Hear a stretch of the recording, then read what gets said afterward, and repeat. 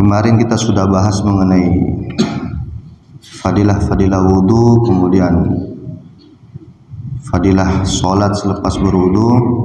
Maka sekarang kita langsung masuk di bab sholat. Sawabul masyi ilal masajid lis sholah, pahala berjalan kaki menuju masjid lis sholati, untuk mengerjakan sholat. Qala Allah Ta'ala fas'au ila dzikrillahi wa darul bai' dzalikum khairul lakum in kuntum ta'lamun. Al-Jumu'ah ayat 9. Qala Allah Ta'ala, Allah Subhanahu wa Ta'ala berfirman, fas'au, bersegeralah, bergegaslah, ila dzikrillah, menuju mengingat Allah. Ila dzikrillah ini maksudnya sholat. Ila dzikrillah, untuk mengingat Allah, yaitu maksudnya sholat. Wa darul bai', dan tinggalkanlah jual beli. Ya, termasuk perintah kalau sudah mendengarkan azan, walaupun kita masih di dalam tempat pekerjaan atau masih sedang jual beli, maka anjurannya kita tinggalkan. Ila dzikrillah, untuk mengerjakan sholat. Dzalikum khairul lakum, dzalikum yang demikian itu untuk kalian, khairul lakum lebih baik untuk kalian, in kuntum ta'lamun, kalau kalian semua mengetahuinya.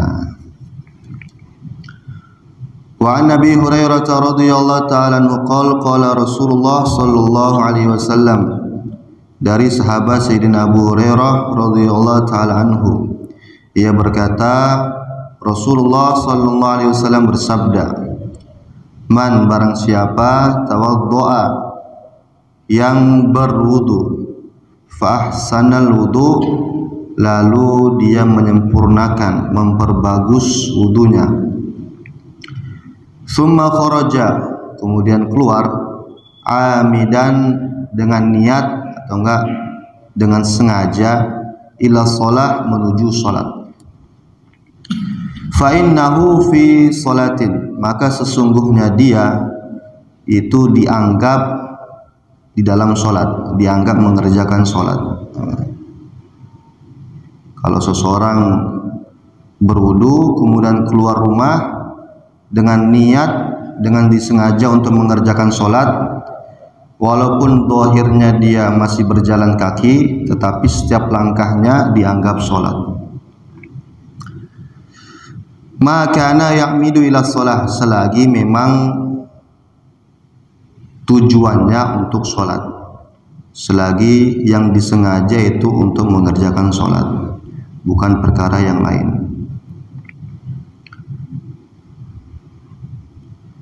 Sehingga apa yang terjadi? Wa innahu yuktabu lahu, dan sesungguhnya dia, yuktabu, akan ditulis, lahu, untuknya, ihda khutwataihi, setiap salah satu dari dua langkah. Seseorang kan tidak lebih dari dua langkah, maka setiap salah satu dari dua langkahnya, hasanatun, itu berupa kebaikan, akan dicatat untuknya satu kebaikan, setiap langkahnya dari dua langkah. Wa tumha anhu bil ukhra, wa tumha, dan akan dihapus, anhu, darinya, bil ukhra, dari setiap langkah yang lain, sayyi'atun, satu keburukan. Satu langkah pertama kebaikan, dua langkah berikutnya satu keburukan akan dihapus.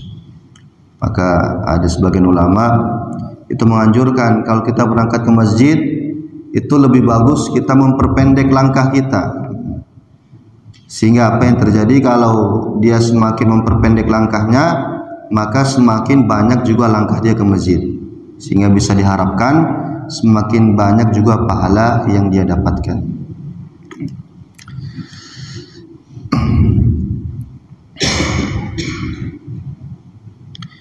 Faida sami'a, maka ketika mendengarkan, ahadukum, salah satu dari kalian, al-iqamata, iqamat, ketika sudah mendengarkan qomat, fala yas'a, maka jangan tergesa-gesa, jangan terburu-buru.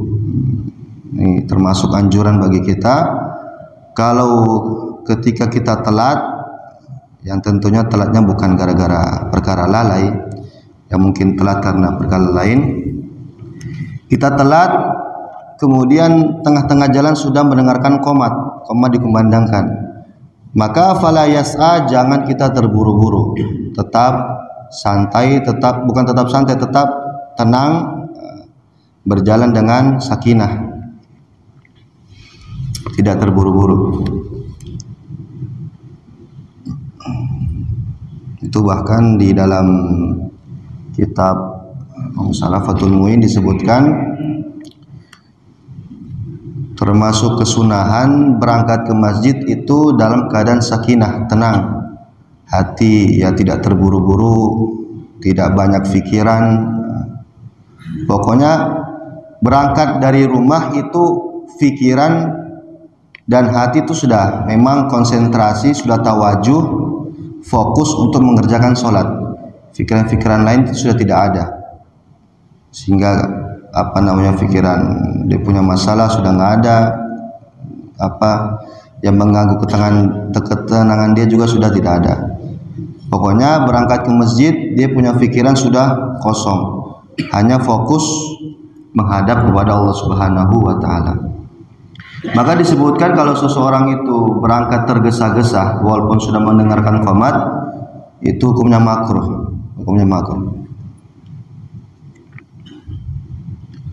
Di dalam riwayat yang disebutkan juga idza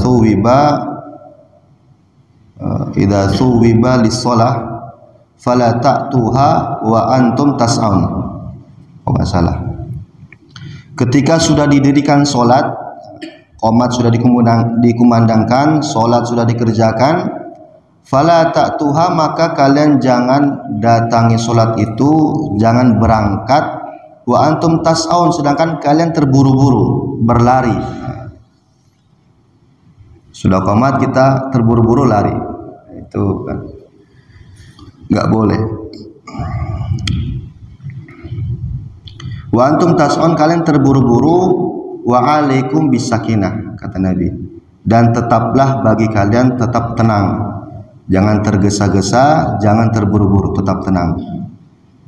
Fama adraktum fasallu, maka apa yang kalian dapati dari solat itu fasallu, solatlah. Wa ma fatakum, apa yang tertinggal fatimu, sempurnakan.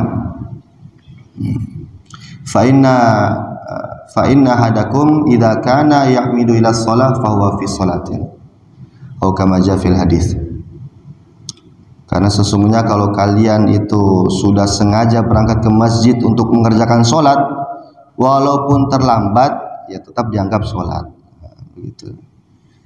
Jadi jangan kita tergesa-gesa, tetap sakinah, tenang, bukan bersantai-santai, beda. Bersantai-santai sudah parah itu, maksudnya tenang, tetap tenang, dan hati tetap fokus untuk mengerjakan sholat. Barulah kita sampai di masjid. Bahkan kalau sudah sampai di masjid, kita tidak langsung takbir. Tenangkan diri dulu, rapatkan shaf, kosongkan pikiran, tawajuh kepada Allah, barulah mulai takbir. Nah, itu yang benar. Sekarang kan kita terbalik, sudah dengar qomat kita berlarian. Nah, itu kurang tepat.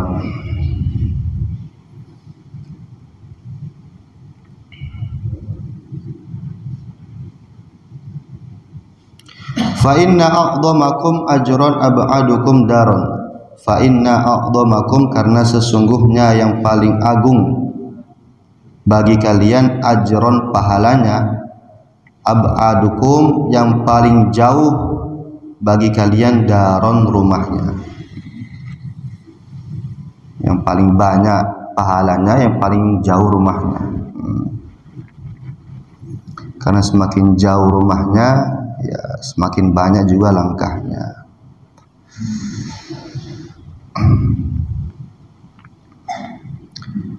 Qalu, maka para sahabat mendengarkan hadis ini mereka bertanya, lima ya Abu Hurairah, kenapa kok bisa begitu wahai Abu Hurairah?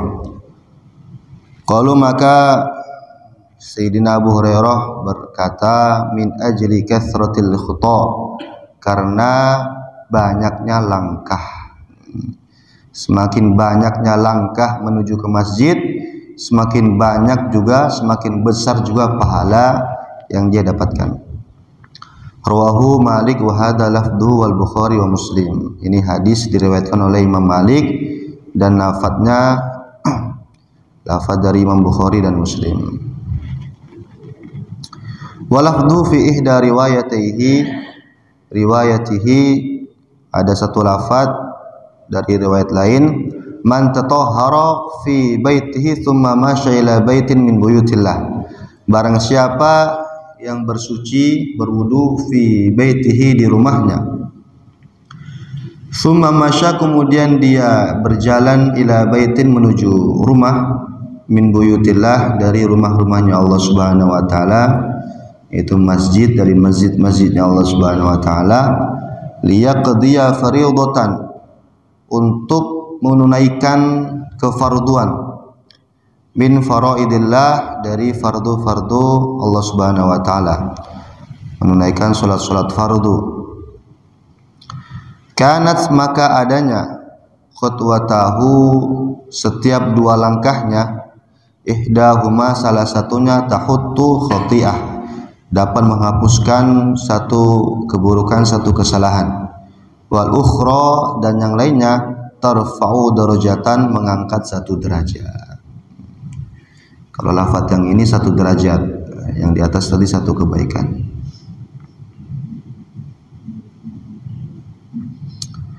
Wa an Abdullah bin Amr radhiyallahu ta'ala anhu maqala qala Rasulullah sallallahu alaihi wasallam man raha ila masjidil majamaah, barang siapa yang berpagi-pagi segera bercepat-cepat, belum azan dia sudah berangkat duluan.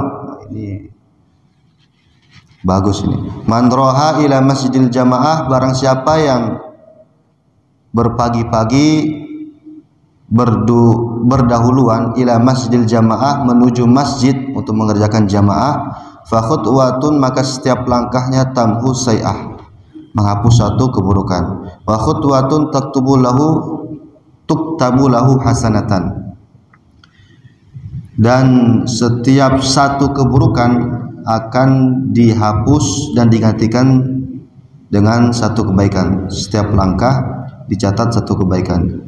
Dahiban warajian, baik ketika berangkat dari menuju masjid maupun pulang dari masjid. Rawahu Ahmad bin Hibban. Pulang berangkat setiap langkahnya dihitung satu kebaikan, setiap langkahnya dihapus keburukan. Kalau kita hitung-hitung, seandainya seseorang itu berangkat saja sudah 100 langkah, pulang 100 langkah lagi, semuanya total 200 langkah.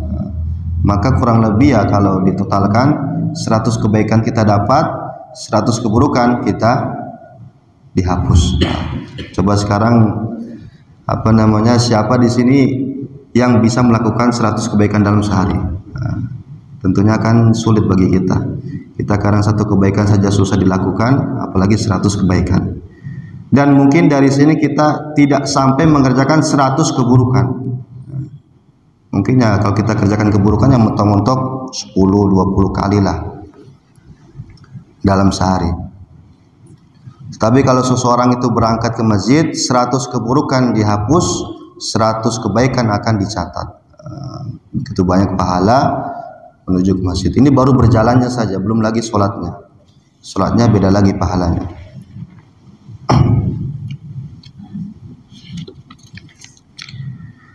Thawabul masyi ilal masajid fi dhulam. Ini sekarang pahala berangkat ke masjid dalam kegelapan malam menuju ke masjid. Ya seperti sholat subuh, sholat isya atau sholat maghrib. Qultu fihi al hadits fil bab qablah. Wa Nabi Darda, dari Sayyidina Abu Darda radhiyallahu ta'ala anhu, anin Nabi sallallahu alaihi wasallam qol, dari Nabi sallallahu alaihi wasallam beliau bersabda, man masya, barang siapa berjalan kaki fi dhulmatil lail, di dalam kegelapan malam, ilal masjidi, menuju masjid, laqiya, maka dia akan bertemu Allah Subhanahu wa taala binurin dengan cahaya yaumul qiyamah pada hari kiamat. Di dunia dia berjalan kaki di kegelapan malam, di kegelapan dunia. Di akhirat dia mendapatkan cahaya dari Allah Subhanahu wa taala. Rawahu at-Tabrani bi isnadin hasanin wa Ibnu Hibban ila annahu qala man masya fi dhulmatil lail ila al-masajid, barang siapa yang berjalan kaki di kegelapan malam ilal masajid, menuju masjid-masjid Allah. Kalau tadi kan ilal masjid hanya satu masjid. Kalau sekarang ilal masajidi menuju masjid-masjid. Jadi beberapa masjid yang ia tuju. Salat subuh di Purnas 4, salat isya di Purnas 2, salat maghribnya di Purnas 3. Setiap masjid dia kunjungi, atahullahu nuran yaumal qiyamah, maka Allah Subhanahu wa taala akan memberikan kepada dia cahaya pada hari kiamat.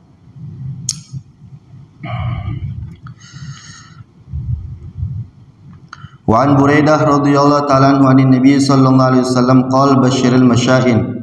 Kata Nabi sallallahu alaihi wasallam, Nabi sallallahu alaihi wasallam bersabda, basyiril masya'in, berikanlah kabar gembira al masya'in bagi orang-orang yang berjalan kaki fid dulam di kegelapan malam ilal masajid menuju masjid-masjid Allah Subhanahu wa taala bin nurit tami dengan cahaya yang sempurna yaumul qiyamah pada hari kiamat.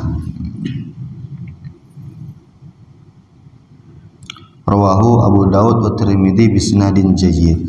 Dari kiamat kita mendapatkan cahaya. Karena kalau dari kiamat itu tanda untuk mengenal seseorang itu bertakwa, tanda untuk mengenal seseorang itu orang beriman, maka ada cahayanya. Kalau dia nggak bercahaya, ya berarti tanda-tanda dia orang kafir. Atau enggak orang beriman tapi amalnya kurang sehingga cahayanya redup.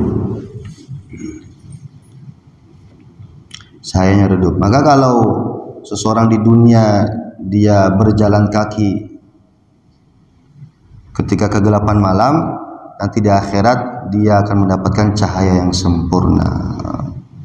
Dan di akhirat kalau seseorang mendapatkan cahaya itu suatu kemuliaan. Suatu kemuliaan.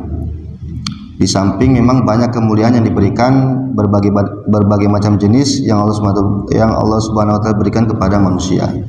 Dan salah satunya cahaya. Ada yang mendapatkan singgasana, ada yang mendapatkan naungan dari Allah, ada yang mendapatkan minum dari Nabi. Dan salah satunya kemuliaan itu mendapatkan cahaya dari Allah Subhanahu wa taala.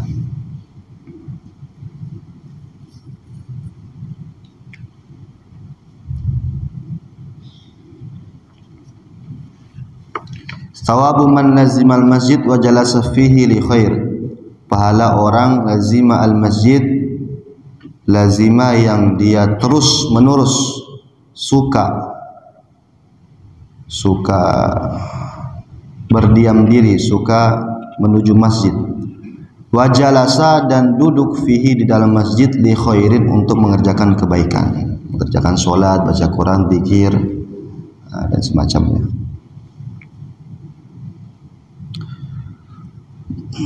Wa an Abi Hurairah radhiyallahu ta'ala anhu qala sami'tu Rasulullah sallallahu alaihi wasallam yaqul, Rasulullah sallallahu alaihi wasallam bersabda, sab'atun, ada 7 orang, yudilluhumullah, yang akan dinaungi oleh Allah Subhanahu wa taala, fi dhillihi, di naungannya, yauma la dhillah, di hari yang tidak ada naungan illa dhilluh, kecuali naungan dari Allah Subhanahu wa taala.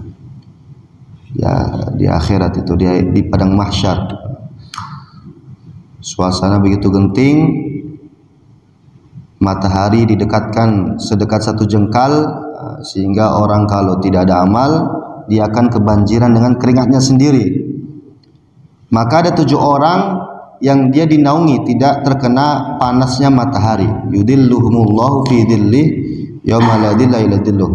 Imamun adil, yang pertama pemimpin yang adil. Wasyabun nasya'a, dan yang kedua pemuda nasya'a yang dia tumbuh fi ibadatillah, dalam beribadah kepada Allah Subhanahu wa taala azza wa jalla.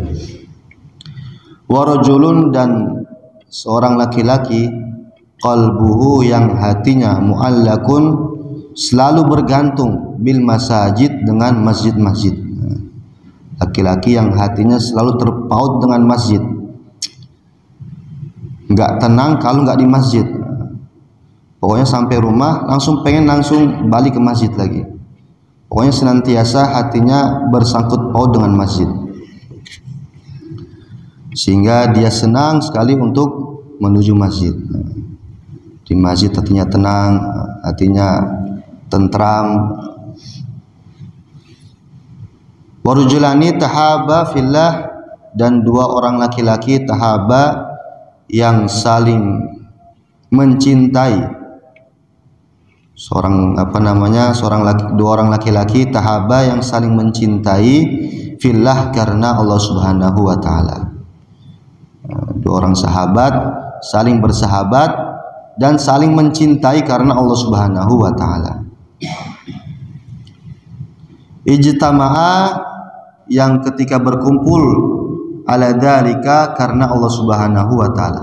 Wa tafarraqa, dan ketika berpisah, alaihi, karena Allah Subhanahu wa taala juga. Ada dua orang laki-laki saling bersahabat dan saling mencintai karena Allah Subhanahu wa taala. Mereka kumpul ya karena Allah, berpisah juga karena Allah Subhanahu wa taala. Berkumpul ke masjid karena Allah. Mereka berkumpul saling mengajarkan ilmu karena Allah Subhanahu wa taala. Mereka berkumpul karena saling mengingatkan kebaikan karena Allah Subhanahu wa taala juga. Dan termasuk tanda cinta karena Allah itu tandanya kalau dia berbuat perkara buruk maka tidak akan mengurangi cintanya. Dan kalau dia berbuat kebaikan, dia tidak akan menambah cintanya kepada dia. Pokoknya cintanya stabil, tidak tambah, tidak kurang. Itu tanda cinta karena Allah. Buruk ya tetap cinta, baik juga tetap cinta. Itu tanda, salah satu tanda cinta karena Allah. Warajulun, dan seorang laki-laki, da'athu, yang mengajaknya, imra'atun, seorang wanita, digoda, dzatu mansibin, yang mana perempuan tersebut memiliki bagian, maksudnya memiliki pangkat terpandang, wanita yang mulia, wa jamalin, dan memiliki kecantikan, digoda oleh wanita yang cantik dan terpandang lagi. Faqala, maka dia mengatakan, ini sesungguhnya saya akhafullah, takut kepada Allah Subhanahu wa taala. Dia menolak. Wa rajulun, dan seorang laki-laki, tasaddaqa, yang dia bersedekah, bisadaqatin, dengan suatu sedekah, fa akhfaha, lalu dia menyamarkannya, menyembunyikannya, sedekah sembunyi-sembunyi, hatta la ta'lama, sehingga tidak mengetahui, shimaluhu, tangan kirinya, ma, apa saja, tunfiqo, yang diinfakannya, minuhu, tangan kanannya. Ini bahasa kiasan. Saking tersembunyinya, saking samarnya, itu kata Nabi, dikiaskan itu seakan-akan tangan kirinya tidak mengetahui apa yang dikerjakan tangan kanannya. Itu tangan kanannya untuk bersedekah. Warujulun, dan seorang laki-laki, dzakarallah khalian, seorang laki-laki yang mengingat Allah, berzikir kepada Allah Subhanahu wa taala, khalian, yang bersepi-sepi, yang bersunyi-sunyi,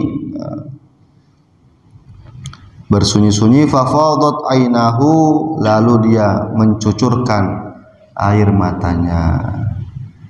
Berzikir sendiri, berzikir sunyi-sunyi, langsung menangis karena Allah Subhanahu wa taala. Rawahu, telah meriwayatkan hadis ini Al-Bukhari, Imam Bukhari, wa Muslimun, dan Imam Muslim. Wa Nabi Darda'i radhiyallahu ta'ala anhu qala, sami'tu Rasulullah sallallahu alaihi wasallam yaqul, al-masjidu baitu kulli taqi. Al-masjidu, adapun masjid, baitu kulli taqiyyin, rumah bagi setiap orang yang bertakwa. Wa takaffalallahu, dan Allah Subhanahu wa taala akan menanggung, akan menjamin, liman bagi orang, karena yang adanya dia, al masjidu masjid, baitahu dijadikan sebagai rumahnya. Pokoknya senantiasa selalu di masjid. Birrauhi, dengan ketenangan, dengan sakinah, warahmati, dengan rahmat. Jadi kalau seseorang itu senantiasa di masjid, hatinya terpaut dengan masjid, sehingga masjid dia jadikan sebagai rumah, ibadah selalu di masjid, maka jaminan bagi dia yang pertama ar-rauh, itu ketenangan, ar-rahmah yang kedua rahmat dari Allah Subhanahu wa taala.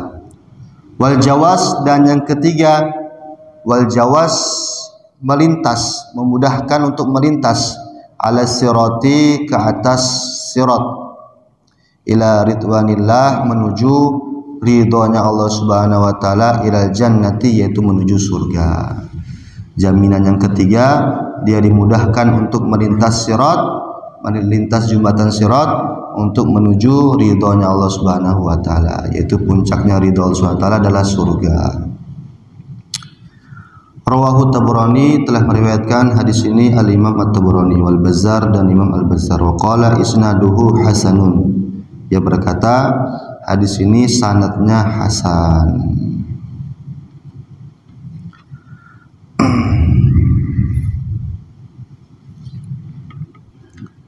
Satu lagi. Wa Nabi Sayyidina Al-Khudri radhiyallahu ta'ala anhu anin Nabi sallallahu alaihi wasallam qala idza ra'aitum, Nabi sallallahu alaihi wasallam bersabda, idza ra'aitum, ketika kalian melihat, ar-rajula, seorang laki-laki, ya'tadu al-masjida, yang senantiasa selalu berbolak-balik ke masjid, fashhadu, maka saksikanlah dia, bersaksilah, lahu, untuknya, bil imani, bahwasanya dia orang beriman. Ini tanda tanda dasar keimanan seseorang, ya suka ke masjid. Qala Allah azza wa jalla, maka Allah Subhanahu wa taala berfirman, innama ya'muru masajidallah man amana billahi wal yaumil akhir. Hanya saja yang memakmurkan masjid-masjid Allah Subhanahu wa taala adalah orang yang beriman billah, kepada Allah, wal yaumil akhir, dan kepada hari akhir. Innama di sini menggunakan huruf tahsir, meringkas. Jadi memang hanya yang memakmurkan masjid Allah ya orang-orang beriman saja. Berarti tanda orang itu beriman ya suka ke masjid, suka memakmurkan masjid. Masya Allah.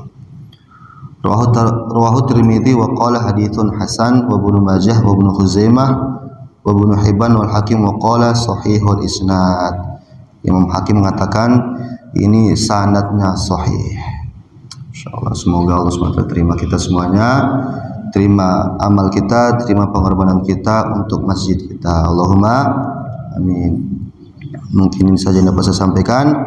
Kurang lebihnya mohon maaf. Akhirul kalam. Wassalamualaikum warahmatullahi wabarakatuh.